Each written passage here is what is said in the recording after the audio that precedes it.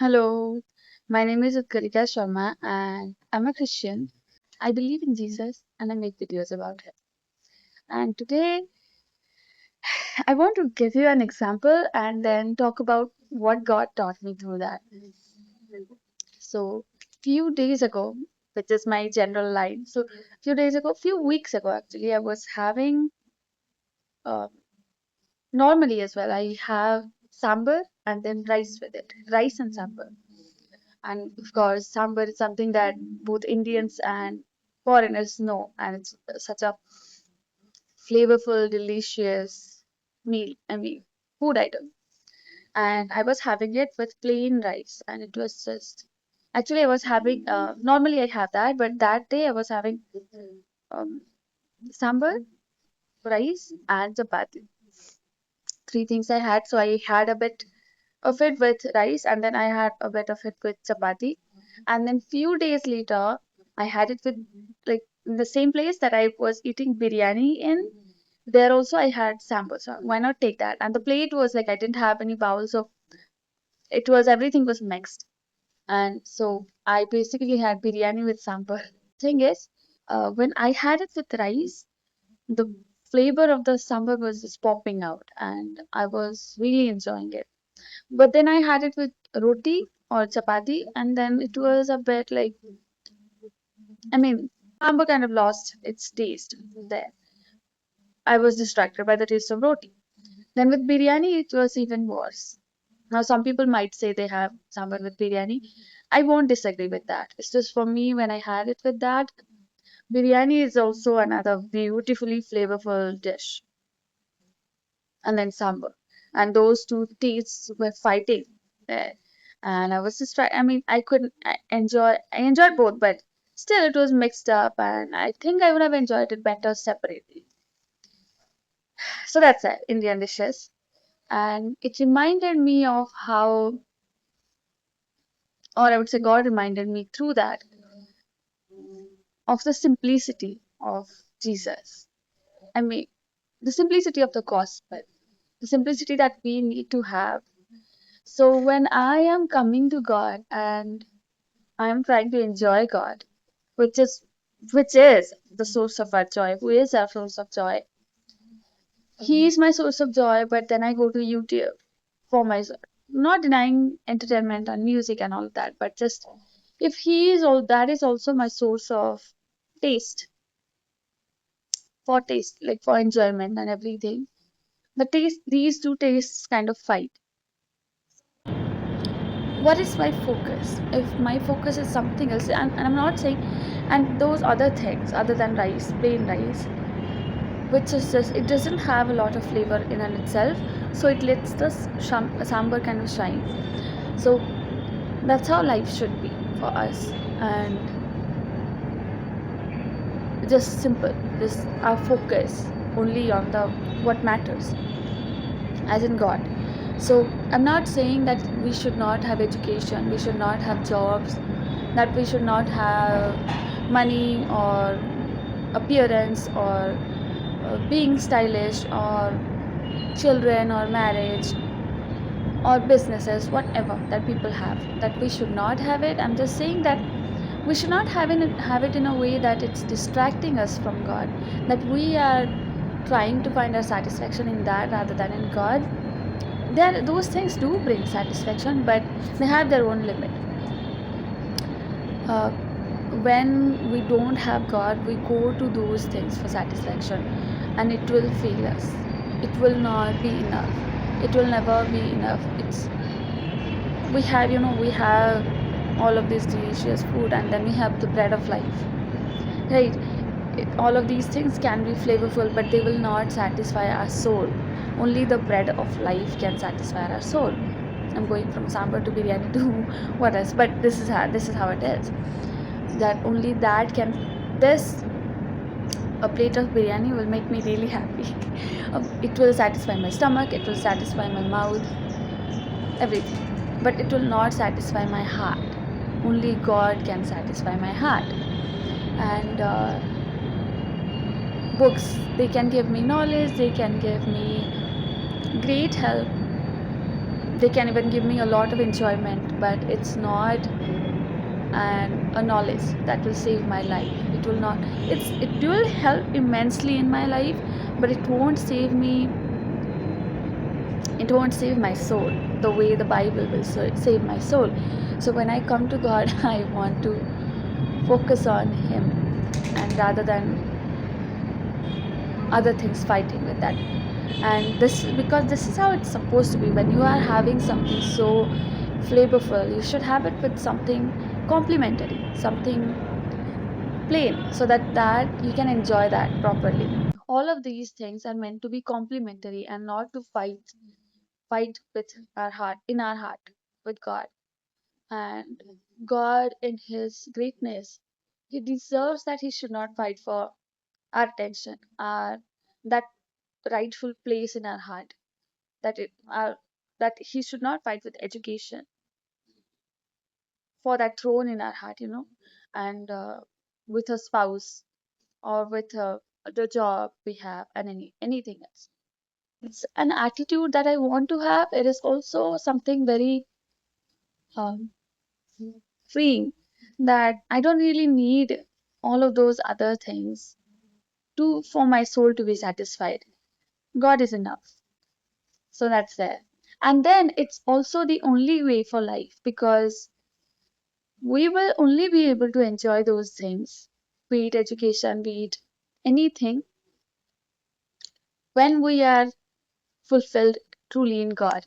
Only then can we give those things the actual importance that they deserve. Okay, for example, I'll tell you, and God has been telling this repeatedly for me, one very simple thing that, and I'm kind of like, these are two different types of topic, but it's still similar. So, for example, YouTube. I have YouTube, right? And I have subscribers, very grateful for them, and I have viewers, I get views. So after making a video, it's very tempting, and I do that. How many people saw it? How many views did I get? But then I realized, like, God, it doesn't satisfy. Like, it's a very unstable thing to depend on. And the views, the subscribers, yes, it's of course a gift for me, but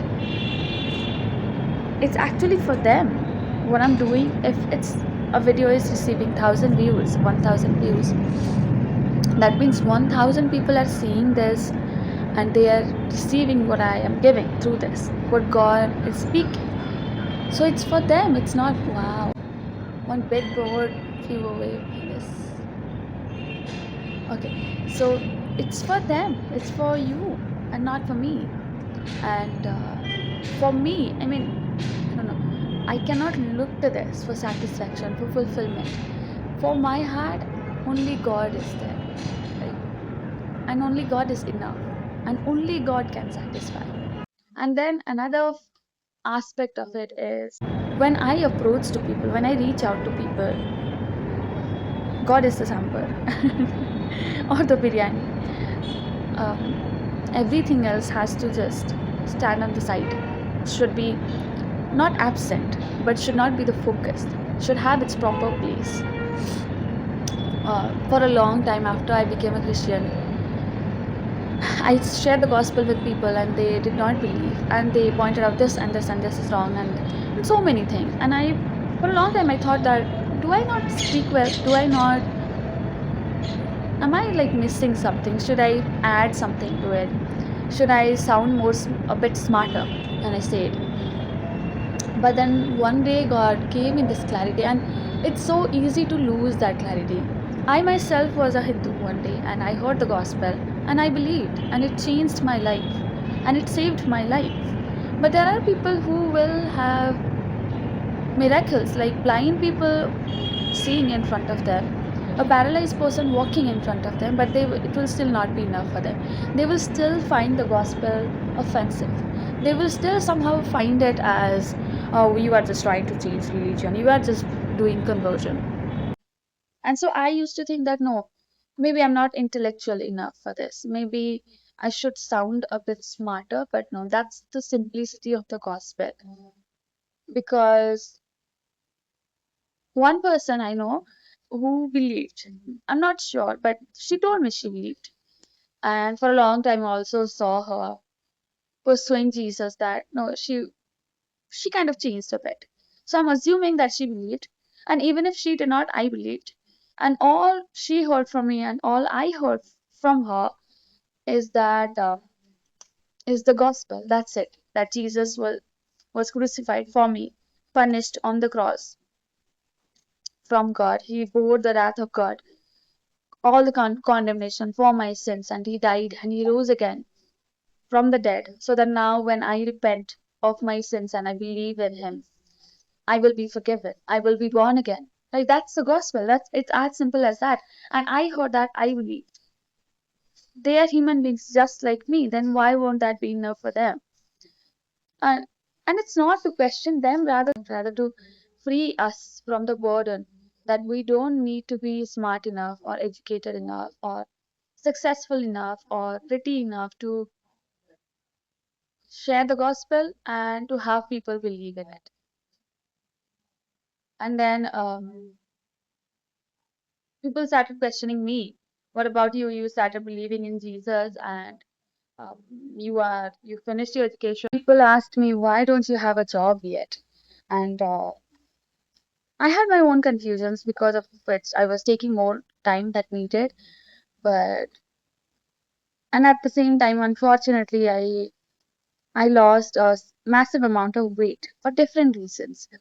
And people said, well, you believed in Jesus, and look at you, look at how you look. Look at look at you lost weight and you look diseased and where is your job? You failed basically. Is this what happens when you believe in Jesus? They start questioning that while staying completely blind to the fact that I was a totally different person. That the anger, the lust, the pride, the envy, the gossip, the idolatry was gone, and I had this peace, this joy, and the fulfillment that I had, and it wasn't enough. So for us, it's not. Let's not personalize that. That but we need to be a certain way. We need to have something, be it success, beauty, education, or anything else, for people to believe. And then, and for that girl whom I was telling about, uh, who said she believed. And that was actually one of the days when I was feeling terrible inside, and I still went to that place and I shared the gospel with them. If I would rate my preaching, it would be 1 out of 10. 10. That was the day I was not adding anything. I was not doing any intellectual thing in that preaching, but she still believed. And it was like I was trying the least and I was overwhelmed. I thought I did terrible, but it was enough because the gospel is enough. And Paul said that, did I come to you with smart words and eloquent speech and all of that so that you believe? No, I came and I preached only one thing, Christ crucified. And Christ crucified is enough. And if Christ crucified is not enough for someone, no amount of intelligence, no amount of perfect life that you can have, no amount of change that's in you that God has brought is going to be enough. Initially when you become a believer, we are also not able to hear God clearly. It takes time. So even if He is pleased with the changes that are brought in us, the way we are different now, though in our whole journey with Jesus, even if God is proud of that and He does communicate that and He wants to communicate that, we are not always able to hear that. So I looked, and we tend to look outward, like, this is my family. How do they respond? Like, do they like it? Is it good? So that was all. I mean, I wasn't even reading the Bible that much. So, and I myself, I had no idea what was going on. So I look to them, that look at all of these changes that I have gone through. Look at all of the things that Jesus changed. And is it good? Like, is it actually good? This thing that happened in my life, being saved by God. And they responded with anger. And I'm not just my family, but people in general. Because Jesus not only, and as he said that I came not to just bring peace. And it's not Jesus who is the problem, it's people. So he not only did he make the changes that I was no longer angry, I was no longer greedy or proud or worshipping my beauty or something, but he also made the changes that I will no longer gossip with those same friends that I was gossiping with, or I be angry about something stupid, or or just using vulgar words that I started. I was no longer doing those things, so they did not like that. I was no longer flattering my parents, doing everything that they asked me to do, rather doing only the right thing, right? So, of course, there are many people who are not going to like those things. So, I thought that maybe I am not changed enough for people to believe. But I didn't have to be anything for people to believe. And I know it. I hope you can feel seen because of for my journey, through my journey, not the focus. The focus is that the gospel is enough. It's such a comfort for us that and such an honor, such a treasure that we have, that this which saved my life, such a simple thing, but it saved my life. And when I take this to others, it will save their life as well. And I don't need to carry the burden that I have to be anything for this. And it's also honoring to God because Jesus is enough, right? And enough, as simple as it doesn't mean gospel was easy. Jesus had to die, the humiliating death that he died to save us. It's simple, not easy. And another thing is so the sambar part again, coming back to that, that when I go, let's say I have a plate and I'm serving people, and they have asked me, the owner, I'm a waitress, for example, and the manager had asked me to serve sambar with something. So what would I do? And that's their dish. The other thing, I can do that. Okay. So why am I looking like that? Okay. I am not going to try to overshadow that with something else. I am just going to let that dish shine. That just I'll serve it plain rice so that people will enjoy the main thing, the sambar. And same thing when I reach out to people, it's not only freeing, it's also humbling for us believers that if somebody believes, they didn't believe because I was so smart. They didn't believe because I was pretty. They didn't believe because, well, I am good at speaking or anything else about me. It was Jesus, and He alone has the power of saving. Humbling in the sense that the power is in Him, and also that's the attitude I should have. I should not let, at times it's a daily temptation for me to get a bit of validation through this, that okay, you see, like Jesus, and then I am talking about him. Am I not fluent?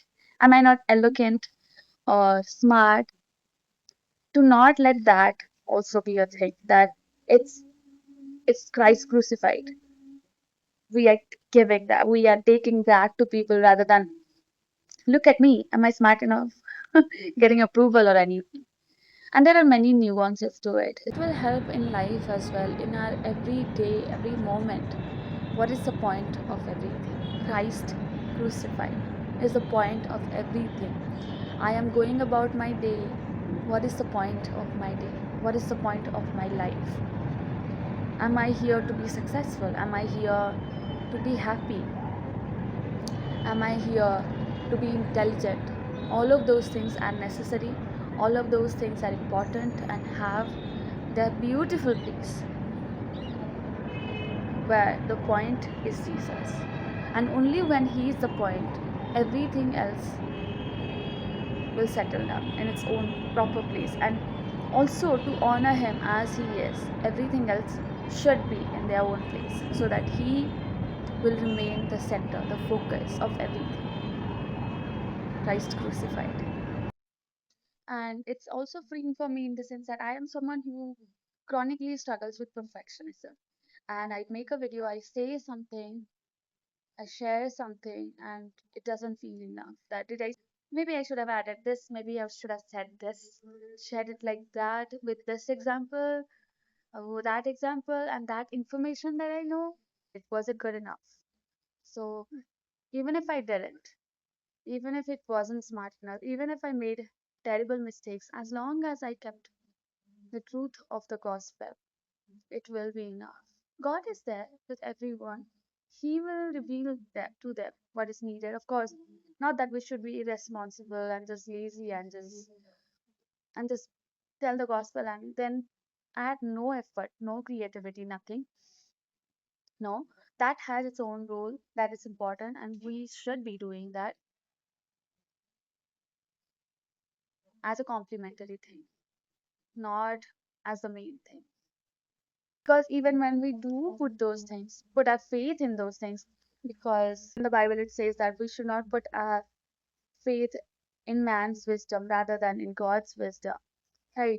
So though if I just depend on the fact that if I am just editing my videos well enough, if I am just fluent enough in the way I talk about Jesus, people are going to believe, I will end up questioning those things.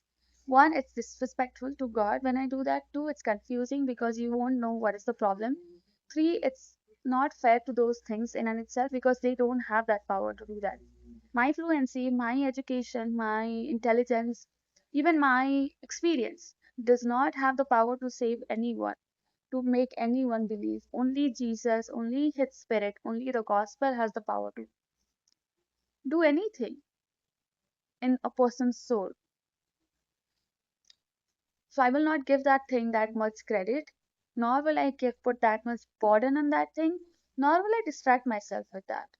I tend to in my stupidity, but this is the right.